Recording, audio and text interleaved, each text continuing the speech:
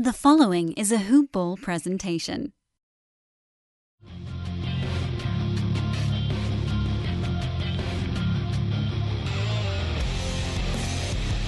Welcome to the Fantasy NBA Today podcast.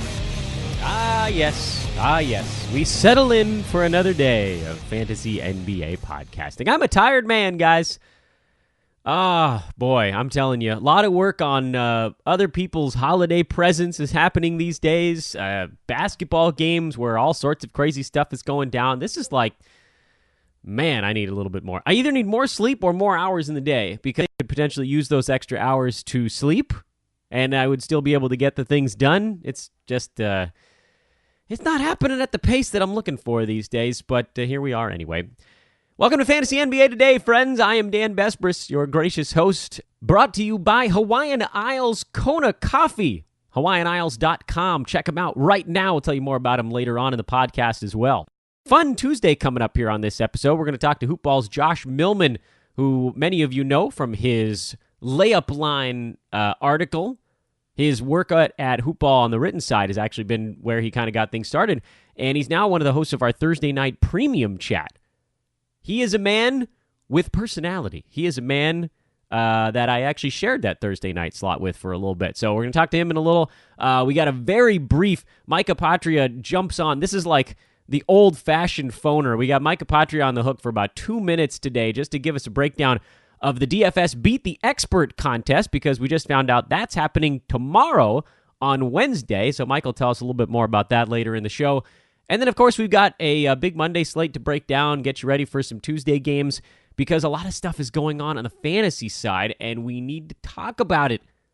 So I'm going to dodge the promo stuff here at the beginning of the podcast, because I know you guys hate that. I'm just going to tell you to follow me on Twitter, at Dan Besbris, follow at Hoopball Fantasy, because the news breaking this morning, ladies and gentlemen, the news breaking... Well, yesterday, right after we got off air, Fred Hoiberg got fired, which is going to create a little bit of a coaching bump for Chicago. Jim Boylan comes in. I think the Bulls were basically done with Hoiberg. The team, I don't think they hated him. I just think they didn't care. They didn't care on a night-to-night basis, and you could see he had no power in that locker room. But the news this morning, Chris Dunn and Bobby Portis both went through a full contact scrimmage. Huge news. Both of them should be owned. Dunn, in particular, is a guy that has top 50 upside this year if things break his way, meaning he needs to try to keep the turnovers under like 3.5 because they could get up there pretty quick, and I'm hoping that with the other guys getting healthy on this Bulls team, you've got Zach LaVine, you've got Justin Holiday, unfortunately, you have Jabari Parker, Portis, Markkanen. There are a lot of options around him, and so hopefully it doesn't have to be a lot of just Dunn making bad passes. There's going to be a ton of rust. Make no mistake. He's a 3 turnover a game kind of guy, but we need to try to keep that thing under 3.5 because if all things go the right way with Chris Dunn, if things break properly, this is a guy with both 8 and now at 8 cat, it's going to be even higher, but I think he could be top 50 potentially in both. Look at what he did last year. He played 29 minutes a game. He only got into 52 games, remember, because he was dinged up then as well. Averaged 13.5 points, 4.5 rebounds, 6 assists, 2 steals, and half a block. Big-time defensive numbers out of that point guard spot, and about 1 3-pointer a game. Shooting percentage is probably going to be a little bit of a struggle for him at times. Yes, that's true. I don't think he's going to shoot the ball all that well. He's not a great foul shooter. We'll see if he gets to the line more, and we'll see if that has improved this season. But just an across-the-board guy that you can't find anywhere, and I think he's going to be pretty good. Bobby Portis, I don't know. His stat set isn't that great for fantasy. He doesn't do a ton on the defensive side of the ball. He's mostly a points and rebounds guy who has added more three-pointers to his mix, and hence the field goal percent has come down a little bit. He's also not a great foul shooter. So I'm a little bit less bullish on Portis. I think he probably muscles his way near the top 100 because of the points and rebounds, and he'll probably just sort of tumble into like a block every once in a while, but probably, I don't think he's going 1-1 in those. I think you're looking at like half a steal and half a block per game probably. and it's just going to come down to minutes and health. So we shall see. He did play 73 games last year, so that's big news this morning. Both, I think, should be stashed, and obviously Chris Dunn is the one that is a must-stash player. Otherwise, other news breaking this morning, Joakim Noah signs with the Memphis Grizzlies. I think this will be an opportunity for the Grizzlies to try to dial the minutes down on Marc Gasol just a tiny bit. His fantasy value is going to be awesome regardless, but this is good for trying to keep him healthy the rest of the year. TJ Warren is out tonight, which means that the Suns are going to be truly horrible. It also means that Mikal Bridges is not a terrible streaming option, and Josh Jackson in points leagues. Tyler Johnson is back for the Miami Heat. He's a guy we're going to be watching tonight, and we'll talk about that when we get into the Tuesday night stuff at the end of this podcast. And then we heard some rumors about the Knicks maybe going after John Wall, which is just the stupidest thing I've ever heard in my life. The Suns shopping Trevor Ariza, which is no surprise there at all. And the Warriors maybe trying to pick up another center with Jones out for the year now. They basically have nobody at the moment, and Draymond Green and Kevon Looney are sort of the two centers on the roster.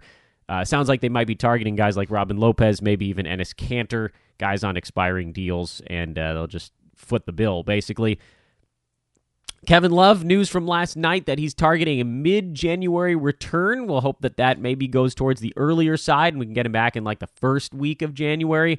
But again, what I always like to say is plan for a worst-case scenario with these types of things. Assume he's going to be back in mid-January, so you're sitting on about another 5 and change weeks without Kevin Love. It's a difficult one. It's a really long stretch from that surgery.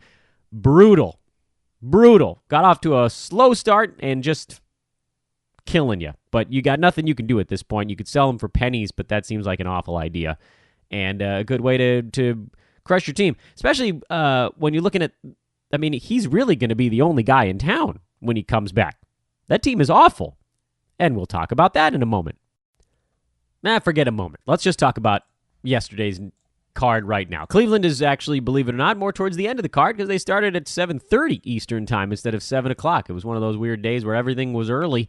Games were over by, I think they were over by like 7:15 out here on the West Coast. That was super weird.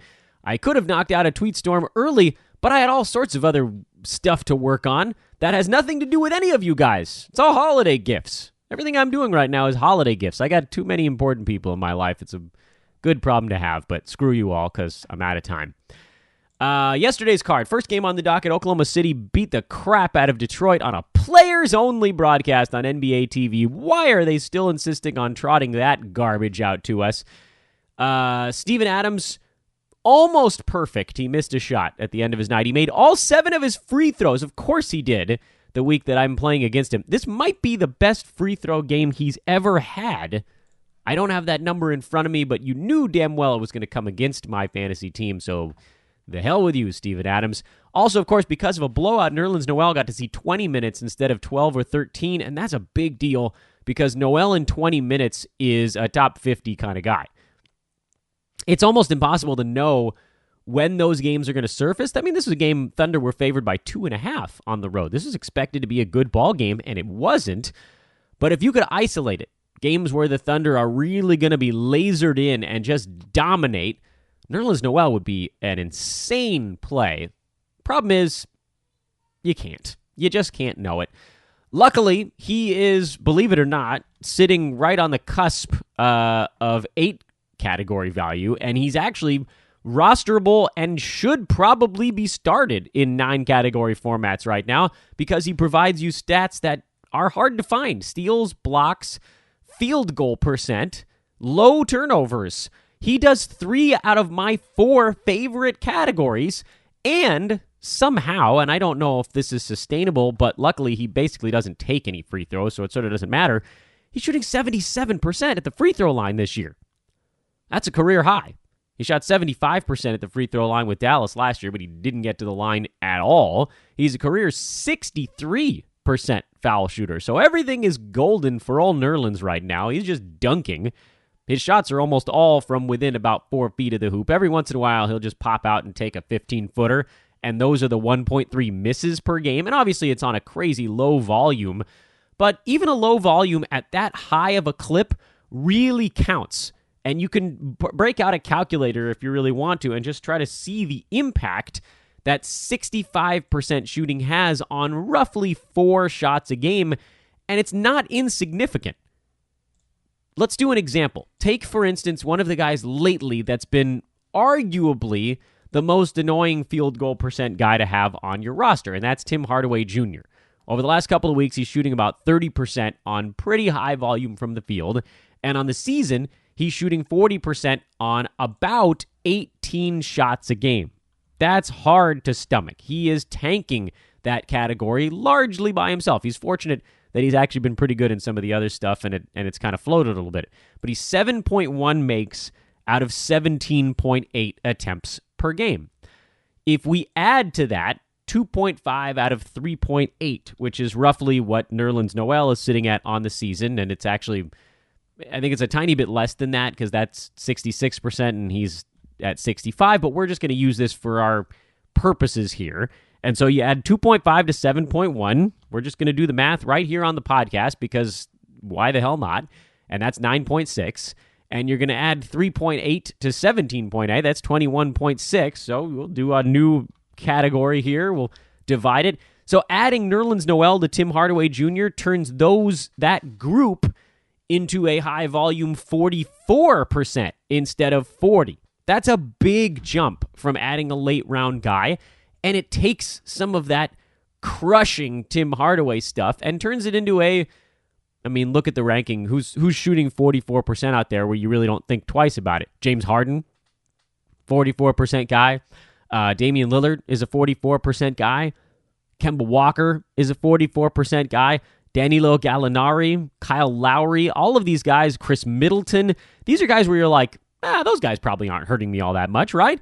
Well, with Nerlens Noel added to Tim Hardaway, you can sort of buttress that. He has a buttressing impact, and he's been better than top 90 lately, which is kind of cool. I can't believe I'm saying this for a guy averaging 14 minutes a game.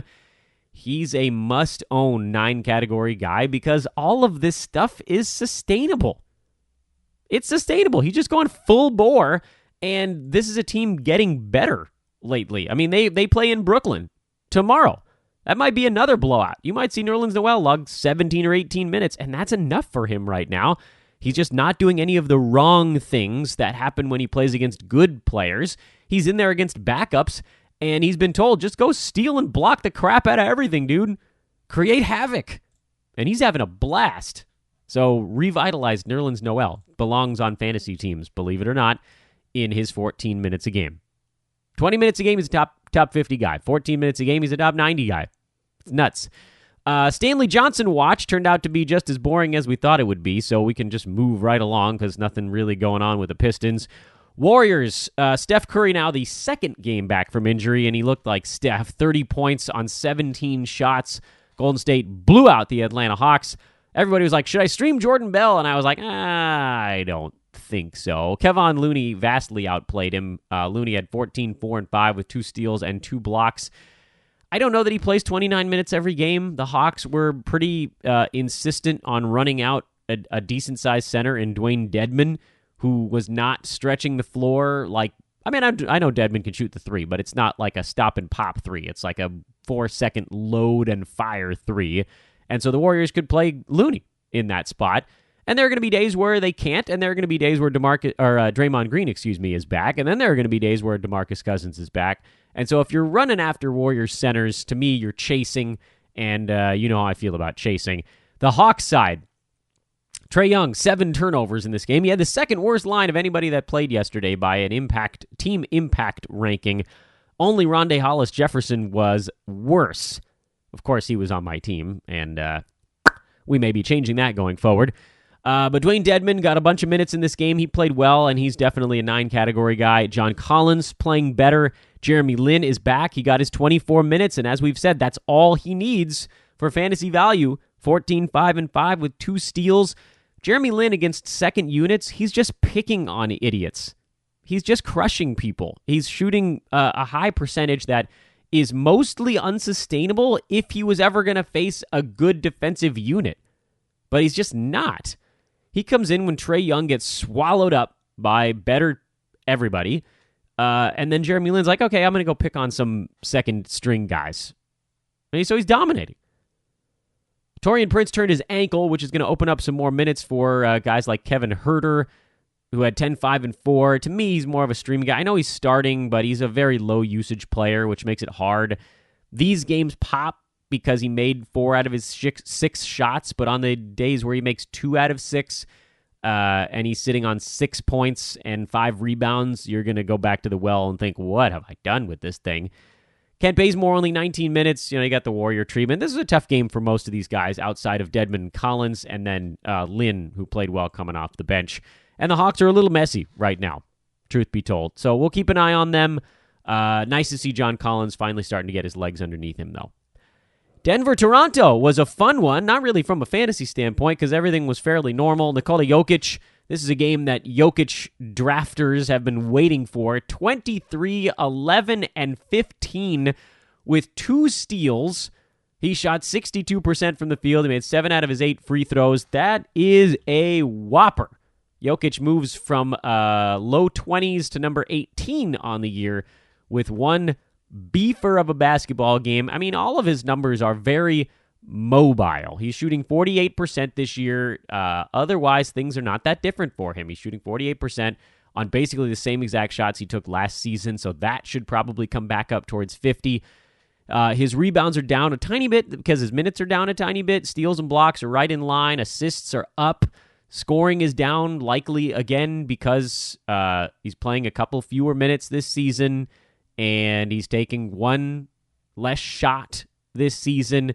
But all the stuff that we came to love about Jokic, the steals, the smattering of blocks, the big assists, the rebounds, the good percentages, that 48% becomes 50%, and then you're talking about a guy who's more like a turn value.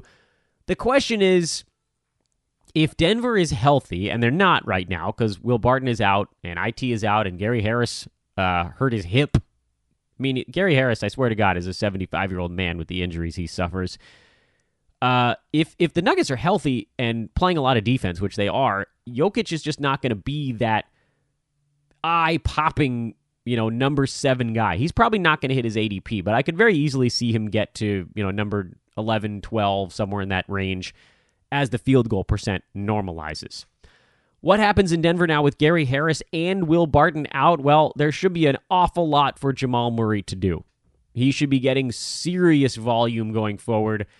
And I think you're going to see enough Juancho Hernan-Gomez as a streaming option. In roto leagues with a games cap, I think I'd feel comfortable using Hernan-Gomez to eat up some of that games cap, where before I thought, I don't think I'm trotting him out there just because on a night-to-night basis, if the steals go away or if the percentages aren't good, it's not worth it. Now I think you could use him. I think he's worthwhile. There's just going to be too many available shots, and some of those are going to come to him. So opportunity is there for Juancho. I think you could use him for a games cap, and then in head-to-head, he's a streaming guy.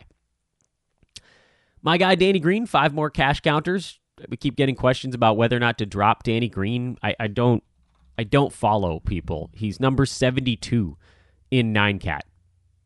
1.1 turnovers, a steal, 0.8 blocks, 2.6 three-pointers. I mean, he's 0.2 blocks away from being a 1-1-1 guy, and he's shooting 45% this year because all of his looks on that Toronto team are wide the bleep open. It is sustainable. He's not taking a guarded shot, and he's confident. Things that Greg Popovich did not instill in him while yanking him around in San Antonio. Love it. No, you're not dropping. I got to drop Jonas Valanciunas' question. I mean, this is who he is. He's going to come off the bench for 18 minutes, and when you play 18 minutes a game, there are going to be bad nights and good nights. You don't have that buffer of playing a bunch of time. Anyway, otherwise, things pretty normal out there. Washington, New York, that's another game that has fantasy implications. I know this is like box score breakdown style on this thing, and I said we were going to be doing storylines on the podcast this year, but these teams are all ones that this was a really interesting Monday. Kelly Oubre off the bench, played 32 minutes, had 21 points, 5 boards, a steal, 3 blocks, and 5 three-pointers. This is the high water mark for Oubre. It's going to get him picked up in a lot of places again. And I mean, this is like, when we're talking about upside, this is what we're talking about. A guy who, if the path gets cleared for him to significant minutes. If he can get those 30 minutes a game, he becomes a really interesting fantasy guy. Problem is, when he wasn't playing well for the 2 previous games, his lines were unusable. He averaged 5.5 points, 4.5 rebounds, and 1 3-pointer over the 2 games prior to this one. So you're getting like a 2 bad, 1 good thing going on as the Wizards trying to figure out what the hell they're going to do with their roster. And so great. But it's tough to use him on a night-to-night basis. I still like his outlook, so I'm sitting on him wherever I can. And where I can't, I understand. But don't expect him to duplicate this in the next ball game. And on the Knicks side, I told you guys don't chase. And I stand by that because a lot of you were like, should I roll out Kevin Knox? And then he went for 8 points on 11 shots. And I know he had some rebounds, so at least that was something. But terrible percentages killed you yesterday. And we're like, well, what about Emmanuel Mudiay? And I said, yeah, I mean, with Trey Burke out, you could probably roll the dice on him and hope for the best. And it was not awful. His 4 turnovers hurt, and his 6 for 15 shooting hurt. But he'd have 16 points, 5 boards, 4 assists, a block, and 2 3-pointers, and he made both of his free throws. So that is at least a line you can stomach. And I think he's worth using while Burke is out because there's almost no competition for minutes. Because Frank Ntilikina is just doing nothing right now, and he got another DNP. Tim Hardaway Jr., Enes Kanter, Noah Vonleh, those guys are all safe. Vonleh had 4 turnovers, which destroyed what was otherwise a pretty solid line for him as well. And Mudiay. Those are the 4 guys you can use on New York right now, but if you're trotting out Dotson or Trier or even Courtney Lee, who made his return yesterday, who could, by the way, creep into 9 category value depending on how his minutes shake out, or even Mitchell Robinson, who had his 3 blocks game and didn't foul out, but did nothing else at all, you're in a weird spot. Cleveland is Tristan Thompson, and that's basically it. We keep watching and hoping that somebody will pop up. By the way, George Hill played 35 minutes in yesterday's game. I don't think we saw that one coming. At the expense of who? It's not clear. Chetty Osman's minutes were down in yesterday's game. He was at 28. Still can't shoot. Larry Nance played 15, and that's been sort of the problem there. They're not running him out there for enough. Jordan Clarkson, 20 points in 28 minutes. He's been a gunner for them, and he's actually been playing well. He was a pretty big reason why they won this game in Brooklyn. Colin Sexton scoring and doing zippo else. I mean, Clarkson kind of survived this one. Tristan Thompson played well. Alec Burks had 13 and 7, and that's going to be the issue. He doesn't shoot the 3 ball. He doesn't get a ton of defensive stats. They just... Rodney Hood, everybody on this Cavs team that you're like, oh, come on, couldn't they put up some kind of value? There's a problem with their game. George Hill, the usage is too low. He actually has a really nice fantasy stat set, but he doesn't actually do anything. Rodney Hood doesn't do anything besides score and shoot the 3 ball and make some free throws. Alec Burks, no defensive stats and minimal 3-pointers. Chetty Osman, bad percentages. Colin Sexton only scores and does nothing else. Jordan Clarkson, field goal percent is crushing you, although, his other stuff has actually been workable lately. Larry Nance, not enough minutes. Decker and Nwaba breathing down their necks. There's just so many wings and guards on this team, and then at least you got Tristan Thompson alone at center, and he's hanging in there. For the Nets, fool me once, shame on you. Fool me twice, shame on me. Rondé Hollis-Jefferson now has fooled me twice. I'm done with him. His percentages suck. He's points and rebounds this year, and that's basically it. He's not getting steals or blocks. He's not hitting 3-pointers. If you're not hitting 3-pointers and you're shooting poorly, what the hell's the point? So I wipe my hands of it like a blackjack dealer going on break. My shift is over. Rondé, you're out. You fool someone else the next time that you pop off for a decent basketball line.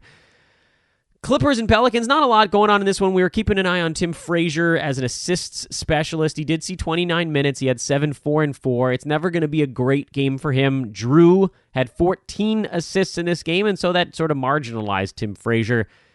On the Clippers side, I mean, with Timmy, that's, again, he's streaming type if at best. On the Clippers, we're always watching Gilgeous-Alexander to see if his fantasy game can evolve a little bit, and it did for 2 games, and then went bad to not being evolved for the last 2 games. Remember, he had a 2-game stretch there where he had 10 assists, 3 steals, 3 blocks, he had 12 rebounds, he had 3 3-pointers, and thought, oh, okay, well, interesting development. And then the last 2 games, he's had a total of 1 3-pointer, 2 assists, 1 steal, and 1 block. And so just when we had this little window where it was like, oh, for a week there, Gilgeous-Alexander was a top 100 guy, now he's slipping back out towards the end of that again. So I just don't know. I don't know which one you're going to get. The steals and blocks have been nice. He's averaging 1-1 in those. And over the last week, with those two really good games blended in, he's averaging 1-1. He has 4 steals, 4 blocks, 4 3-pointers. But that's because for 2 games, he had a pair of top 50 lines. And then now the last 2 games have been more like a top 130 type of thing or worse. And it's hard to know. It's hard to know. His minutes have been down the last 2 games for unclear reasons. You know, Avery Bradley played better. Lou Williams got a little bit hot. And the Clippers beat the Pelicans on the road, so I guess you can't really fault whatever it was they were doing out there. He's just going to bounce back and forth a little bit. He's a rookie on a team with a ton of guys that demand opportunity. And so I like what could be if he can keep passing and hitting a 3 ball. It only takes 1. It takes 3 assists, 3 to 4 assists, and 1 3-pointer a game, and that moves him into the top 100. But when he was under a 3-pointer a game and he was sitting at 2 and whatever assists, and he was shooting like 60% with high steals and blocks, and you're like, all right, this stuff is going to even out a little bit. So you can keep using him if you like. You got to know that there's going to be these games where you're like, what in the hell happened? Because he's a rookie and because he doesn't have an established stat set yet. I'm keeping an eye on him because he's owned everywhere in all of my leagues now. And if there's moments where I think, you know what, maybe he is turning a corner from the stat set perspective, I could trade for him. Or maybe he puts up some big lines after I get him on my team and I'm thinking, you know what, this is a mirage. I could move him. I think you could potentially sell high on a guy like Gilgeous-Alexander because people are looking at him and salivating, and they're not doing a deep enough dive to say, well, what's real and what's not. So again, I'm not saying he's not going to be good. I'm also not saying he's going to be great. I think there's a pretty real chance he ends up somewhere in between those things. But the bouncing, the back and forth for a rookie who has no portfolio to look at does create a window of opportunity to either buy or sell. Something to watch. Houston and Minnesota was the last one. The only thing we were watching in this basketball game was the Taj and Dario battle, and Taj wins again. And I think this is over. Taj had 15 and 11 with 3 assists, a steal, 0 turnovers in this game. The only thing he didn't do was make a ton of his shots, which is, frankly, somewhat unusual. But Houston's been playing some pretty good defense lately, so maybe we can chalk it up to that. Taj Gibson has won it. They split the power forward minutes right down the middle in this one. Not down the middle, I should say, but those two guys ate up all 48 of the power forward minutes themselves. Taj had 27, and Dario had 21. Simple as that. Dario played his role. He spread the floor off the bench with the second unit, scored 12 points with 3 3-pointers, but nothing else. And Taj was out there to impose his will, to be the defensive team that Minnesota is now, that Thibodeau has always wanted, and Rob Covington has made possible, apparently. As Andrew Wiggins can focus on defense, float his value a little that way. Covington, all defense. Towns is playing better defense now, believe it or not. Derrick Rose finally had an off night. He only took 4 shots, just sort of wasn't involved. I have to wonder if maybe he wasn't feeling well. It's not typical for him to play 25 minutes and only take 4 shots. As a team, the Wolves took only 82. It was a relatively slow-paced game by modern NBA standards.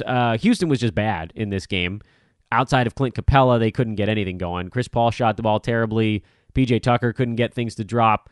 Harden was actually not awful, but also wasn't that great. He missed a bunch of free throws, pretty unusual for him. They got out-rebounded 42-34. They'll be fine in the next ball game. Minnesota's a team right now that is still kind of flying under the radar a little bit because they lost Jimmy Butler and everybody figured it was going to fall apart, but just moving him away has made everybody so happy. And now that they've decided on what appear to be pretty normal rotations, they're playing well. Things look good. Well, buckle up. That's my favorite way to start. Buckle up. Reminds me of that scene in Spaceballs right before they go to ludicrous speed. Because that's what we're doing on the pod today, folks. We have the great, the unfiltered Josh Millman. Happy Hanukkah, Josh. Happy Hanukkah, buddy. You will abandon me no further, Dan. You got me. Baby in a corner, Dan. You got me. You figured out the way to get me, and that's to call me out on Twitter because I'm one of them now. I appreciate the call out that you gave me. Like it was nice of you. Like hey, this guy's awesome. Give him a follow. I woke up that morning. And I kid you not, like 100 notifications. I'm like, oh God, what did I do? It was my fault. I put you in the tweet storm. Yeah, it was great. I put you in the tweet storm. I've been trying to do that a little bit. I added the request tab to my tweet storm. So it's like, look, I'm about to send off 25 tweets when I should be hanging out with my family and or going to bed about everything that happens in the NBA. The least you guys can do is do something free. Like, go follow this guy. Go follow that guy. And I was like, you know what?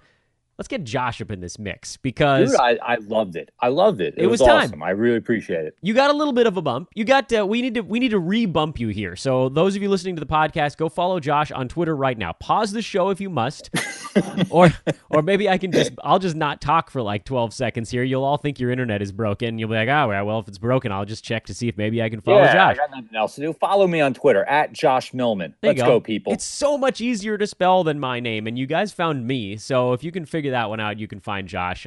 Josh, Millman. And Josh is, of course, a Hoopball pro. He is one of the hosts of our Thursday night premium podcast. You also write weekly. Is it bi-weekly or is it weekly articles? The deep dive stuff. They're pretty much the face palm is mostly weekly. Okay. And I do Thursday's layup line for our premium subscribers. That's is right. Weekly. That's right. The layup line. That was the one that I was forgetting. So that's I'm glad that I asked. So you can get that. You can get our premium membership at Hoopball. I've told you guys how to do that a million times on this podcast, and I will do it again. But I'm not going to waste Josh's time while I'm going through the promo stuff because Josh is here to talk a little bit about the quarter-mile marker here on the NBA season. We are about 25% of the way in. A couple teams are maybe a little under, a couple a little over, but we're around that mark. And this is a good time of year. You know, we've been talking about kind of the 1 month because we're a little past that now. We're 7 weeks in. Things are becoming sort of even more clear than they were 2 weeks ago when we did the 1 month check-in. And so I thought I'd just bring Josh on the podcast and say, what have we learned so far this year? What has really been maybe one or two things that have jumped out through the first 6 and change 7 weeks of the NBA season? What's hitting you? And it could be something that's grinding your gears. It could be something that's fun. It could be something that's going to help us with fantasy value later this season, or even it could be something that helps us with value coming into this 7-week stretch next season. So, Josh, my good man, what is lesson number one? Well, lesson number one is you made the mistake of inviting me on your pod and thinking don't that people are going to learn anything. So don't do that. Lesson number one is don't do that. All right, lesson number two. Lesson number two. So when I look at this point in the season, I try to go back and think about, what was my approach going into the season, and we always try to figure out, when players change addresses, go to new teams, what their impact will be. And one thing that always goes underrated in my mind, and this is a little bit of a thing that I picked up in football over the past couple of years, is that the coaching matters. That's a big takeaway from me right now. And we're seeing a lot of examples of that. There were a number of coaching changes in the league this past year. The biggest example of that is what's happening in Toronto. The change from Dwayne Casey to Nick Nurse and just really opening up that offense. But also what we're seeing in Charlotte also, and letting just Kemba run wild, but there's a flip side to that coin also. And it's the Knicks, and their mess of a rotation. Those are the thing, those are like the little things we tend to harp on players and their value and the amount of minutes that they're going to get, and what they're good at, this category, that category, but coaching matters so much in this. And I feel like it's a really underappreciated aspect to things, because so much can change over the course of the season. But at this point in the season, Dan, like you mentioned, 7 weeks in, we've got a lot that we can gather. And people at this point in the season have adapted to people's coaching philosophies, and we're learning a lot from that. And which teams are, the stable teams that have improved in a certain area, whether it's offensively, defensively, or teams that just straight up remain erratic and have that unstable leadership at the top. So that's my biggest takeaway right now. So how do we apply this knowledge either going forward this year or even for next year? Is this, you just have to be aware of what a coach's true philosophy is coming in? It's obviously an easier thing to do if there's like a body of work for a guy. Dwayne Casey, we know what he was trying to do, although he seems like he's sort of, the needles bounce so far in the other direction now where it's like all 3-pointers. I don't want to see anything but 3-pointers. But he has Where was this last year? I mean, seriously, it's crazy. For like a decade. Where was this for a decade? I will say, though, he's done a good job of convincing Blake Griffin to still get near the bucket. Like, that's been to Dwayne Casey's credit. And I ripped on him a little bit for what he didn't do in Toronto for many years. Right. He has convinced Griffin to mostly abandon the mid-range shot, and it's been helpful because Blake has gotten not up back where he used to be in the early leaping era of his career, but 47% shooting is a far cry from the 43 and change he put up last year. So more 3-pointers, higher field goal percent. That seems like a coach in Casey that has finally embraced the analytics side. Absolutely. And that's, so to your point, Dan, that's a learning for this year when it comes to coaching, and that's a fantastic example, because Blake Griffin, when we go into draft prep, is always a guy that we feel is going to be overdrafted, because he has that name value to him, that he has the popcorn stats, that he's always going to get you points and boards and some 3-pointers here and there, and doesn't do a lot on the defensive side. His field goal percentage is going to be rather inefficient, but this year it's been a change. So the way that you can apply it this year is that you could guess that a top 50 season is his peak, or you think that this is where he might live for the rest of the season. That it might be an opportunity that if someone believes that, Blake Griffin, he's obviously going to regress now and isn't paying attention to some of the coaching that's gone in it, well, he might be a value buy at this point.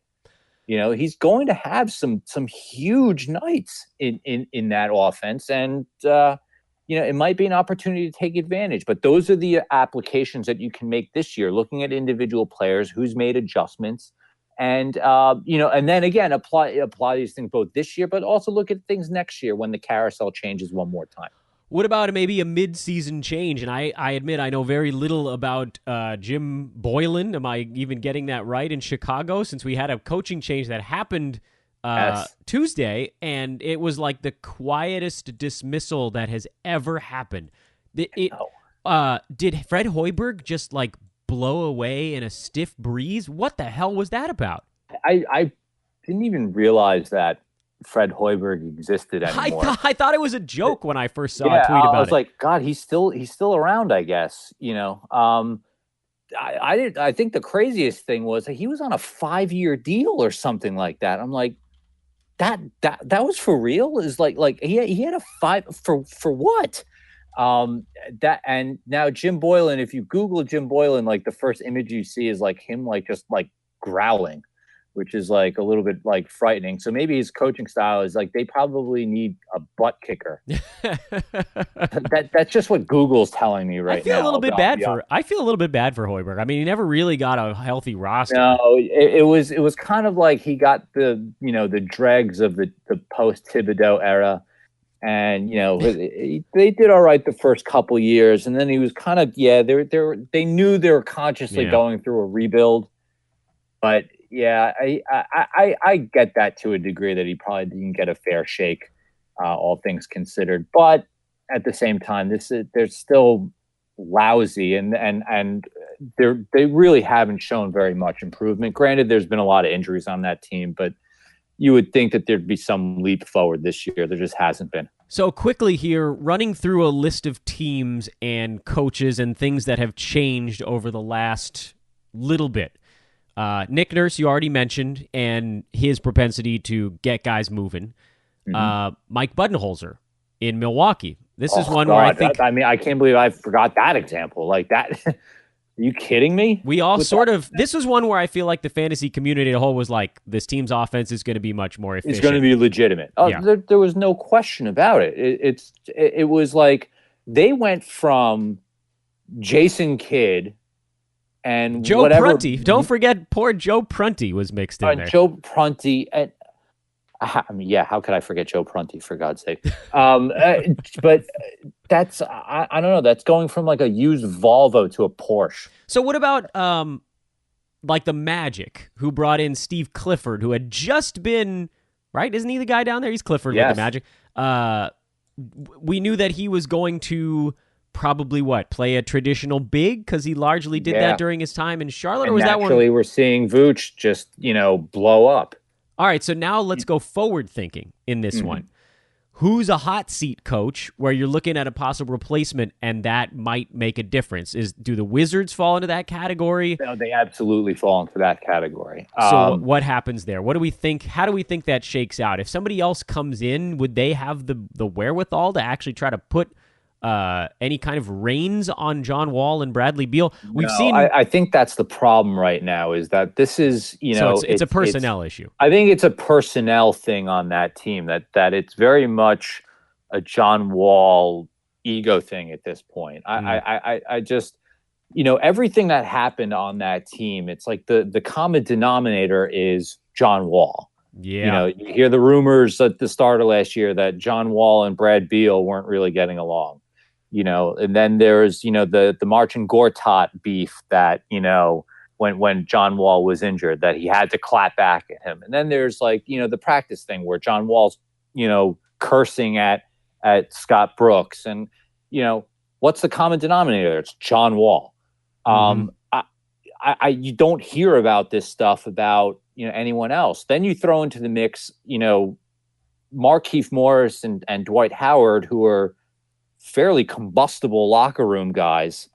It's kind of like the old 2000s Wizards with far less guns, apparently. Well, thank goodness for that. Yeah. It's kind of a disaster there. So I think that no matter, I think whoever is going in there is getting, so I don't think that there's going to be that much change. The only thing I could say is it's probably just a voice change at the top, and someone who kind of lets Wall be Wall to a degree, just to kind of placate him.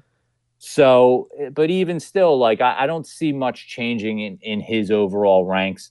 Maybe there's that slight boost of okay, new coach, new personality. So they might rip off, and they haven't even been all that terrible over the past 2 weeks. But that's a situation where it's just, you've got a lot of, it's not a young team that needs new leadership. This is a veteran team that is just falling apart. Well, I think that's a good pinpoint when we can reassess the coaching stuff the next time you're back on the podcast. But I'm not kicking you off yet. Don't worry. Because, Josh, I want to give you opportunity for... Seriously, if you were to kick me off now, and you wouldn't hear from me again for weeks on end, because that's how you roll. I'm on to you. What's lesson number 2? Lesson number 2 is, I will just preface this by saying, and it kind of lends itself into the coaching thing, but if you know that a team is going to be bad from the outset of the season, be careful trying to mine for gold within a dumpster fire. If you see a mountain of turds and try to get some diamonds in it, you're going to come away smelling pretty terribly. So I'm picturing the scene in Jurassic Park. Is that what I should be doing? That's basically where my mind was going, was them just rooting through dinosaur crap. Yeah. So who falls into that category? So... I mean, I know, but look, the obvious thing right now, especially 7 weeks in, and where everyone is still trying to jockey for that edge, is we tend to get a lot of questions, on the live shows or even on Twitter, where it's like, hey, Kyle Korver just got traded to the Jazz. Does this boost Chetty Osman's value? Does this boost, is Alec Burks going to be worth anything like coming over there? What about Clarkson? What about Hood? And it's like, guys, it's still crap. It's still crap. Like what do we think is going to happen now that it's garbage in, garbage out over there? Like nothing's going to change. Jordan Clarkson isn't going to all of a sudden change who he is. Rodney Hood is not going to change who he is. Chetty Osman is not going to change who he is. Like, you don't need to root for value. Once, especially at the start of the season, like Chetty Osman's trendy sleeper pick, and he started off hot, and then everyone kind of realized, oh, it's Chetty Osman. There's a real reason why he's at the end of the bench. It's if you start seeing who guys are, leave them alone. Don't keep trying. Don't keep going back to that well. Don't keep trying to mine for that value when there just simply is none. Is there a situation where you would rethink the turd mining, like maybe a post All-Star break spot, or because oftentimes I find it somewhat enjoyable, I'll admit, to go face first into the dinosaur poo and just hope that you can come up with something. There must be a situation where this can be sort of smoothed. And what is it? What is that situation? Yes. And I will say that, yes, post All-Star is a very good time to do that. But I think that most teams aren't really in that full-on tank mode until around All-Star period. Everyone just assumes that, hey, this team's going to be bad. They're not. Teams don't just tank in November or December. I forget which month we're in. We're in December now, right? They're not just going to start tanking, this quickly. However, post All-Star break, and I wrote about this in the Facepalm last year. There's always the what I call the Jobber Hall of Fame, and that's when it becomes time to mine for guys. When your leagues, when every category starts to count a little bit more, and you need to bump a 5-4 win to a 6-3 win. And you really need to find out, the injuries start taking more of a hold later on in the season. And guys just start getting phased out of the rotation, or the Bulls just decide we're not going to play Robin Lopez or Justin Holiday anymore. Those are the types of situations where much later on in the season, you know what? Go in head first. But when you're trying to build a team in December and trying to figure, and still trying to make your way up the standings, stay out of the dumpster. And there you have it.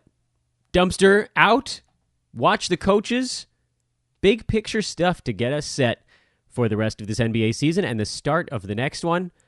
Josh Millman, I kept you off this podcast for way too long. Can we do it again sooner next time? You know where to find me, Dan. Obviously, I do, all you need to do is just tweet at me, send me 100 different notifications. And I'll be here, my man. Yeah, you know how this works. That'll wake you up. Josh, where can people find you again? At Josh Millman on Twitter. That fangled Twitter machine. That's how you can find me. Dan, what did you get Asher for Hanukkah before I leave you? Nothing.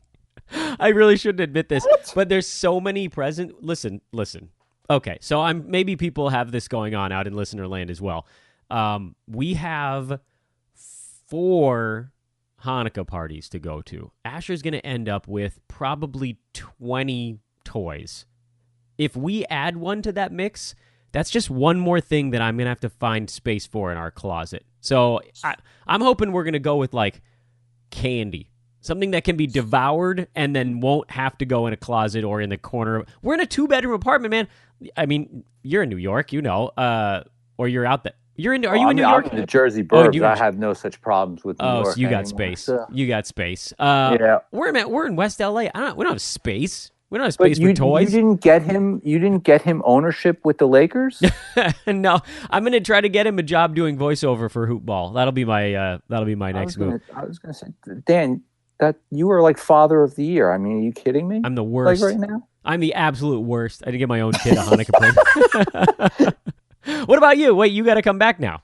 I do got to come back. Well, like fortunately, my kids are fairly easygoing. You put like a couple toys in front of them, they're happy to go. My 8-year-old is into jewelry making now, so we got her a jewelry making set. Nice. And the little one, you throw a doll in front of her. She's cool. And I know how much you love my old school 80s and 90s references. I got my kids super into the Super Mario Brothers. Yes, dude, I cannot wait until Asher's old enough to play video games with me. So I dusted off my old N64 from my college days, and we've been playing Mario Party. Attaboy.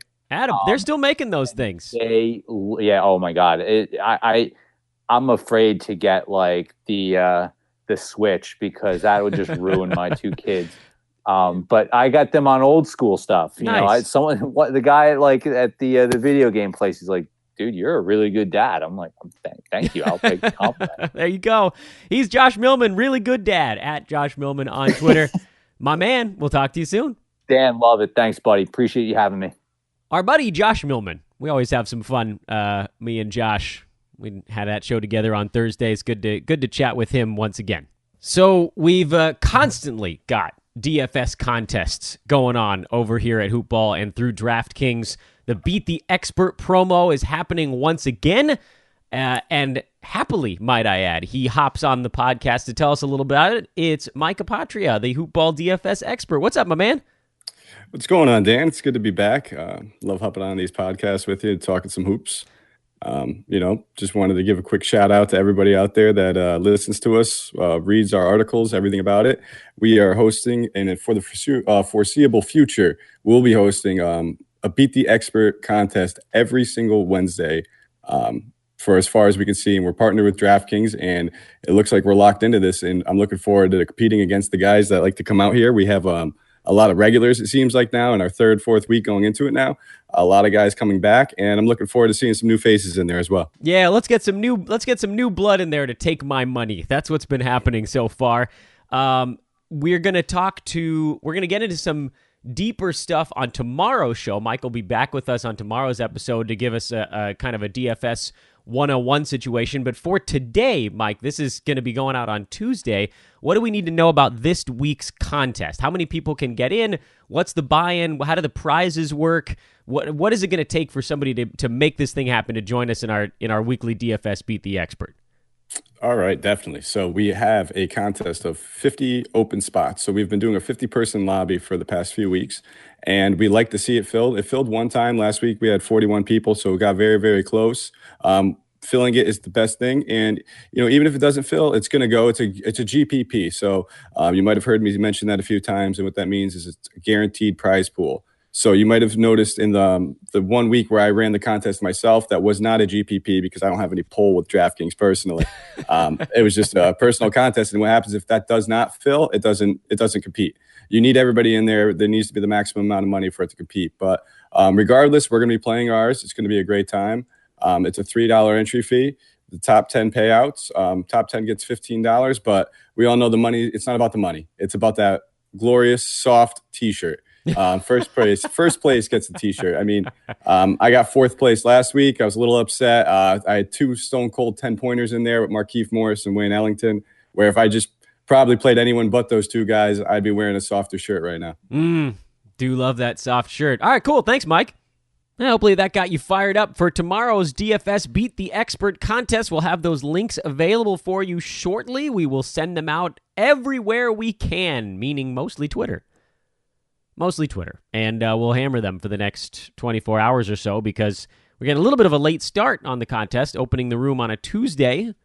But Wednesday's so nice. Wednesday's Big Wednesday. We're all here. Everybody's at their computers. I think that's going to work out really nicely. So thanks to Mike. And we'll talk to Mike more on tomorrow's show about DFS strategy that you can use to try to beat the expert, or perhaps yours truly, since I'm the worst. Maybe I can finally go beat an expert, or just beat anybody for that measure. Good Lord, I've been bad at that DFS stuff. It almost couldn't be any worse. I say that, and I put the word almost in there because I know that as soon as I say it, it's going to be worse. Tonight, Tuesday, a 5-game slate. Chicago is in Indiana. The Bulls under a new head coach. I like them in this game. Catching 8.5 points on the road. They got good news that some of their players are coming back soon. I think that's going to invigorate things. Lauri Markkanen in his second game back. He should be okay. I wouldn't expect too much. But what I would also note is that Indiana's coming home still without Victor Oladipo as far as we know.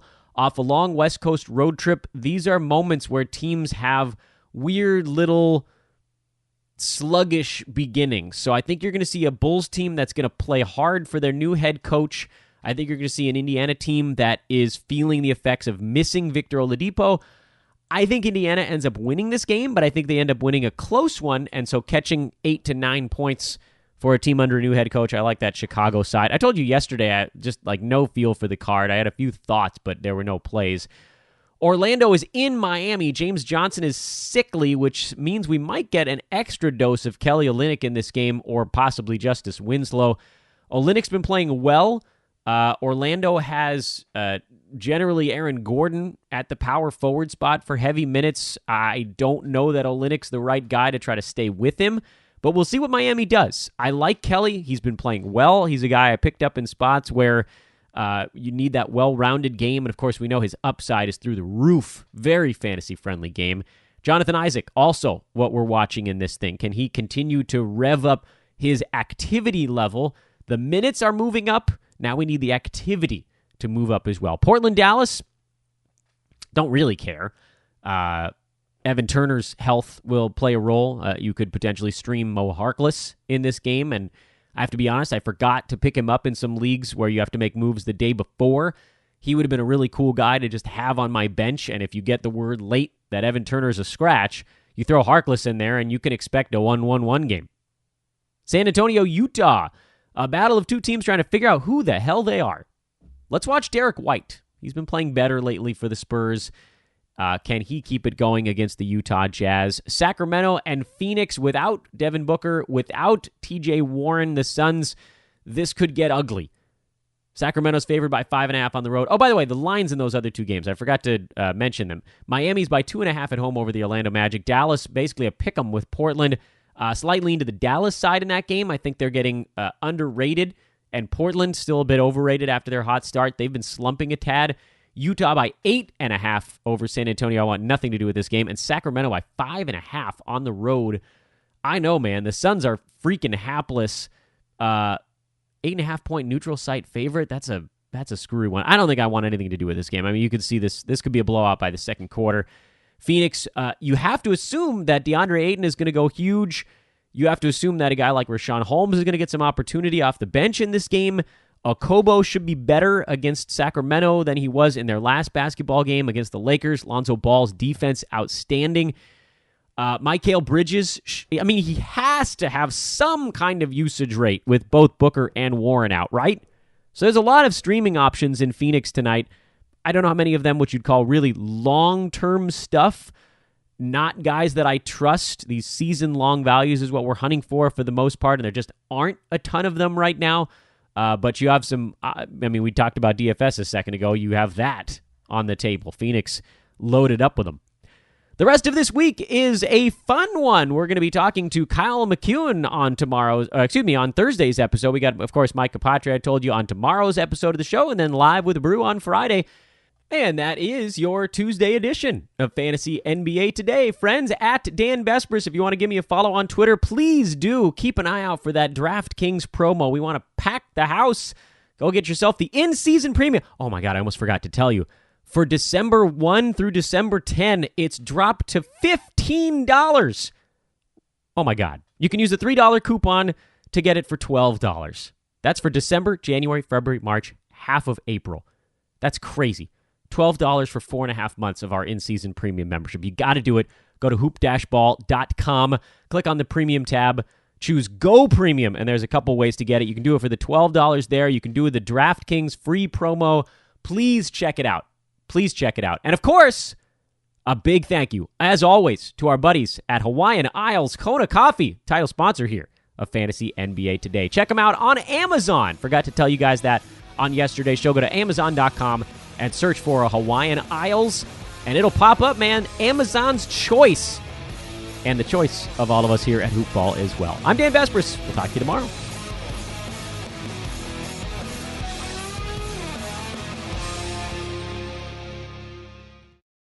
This has been a Hoopball presentation.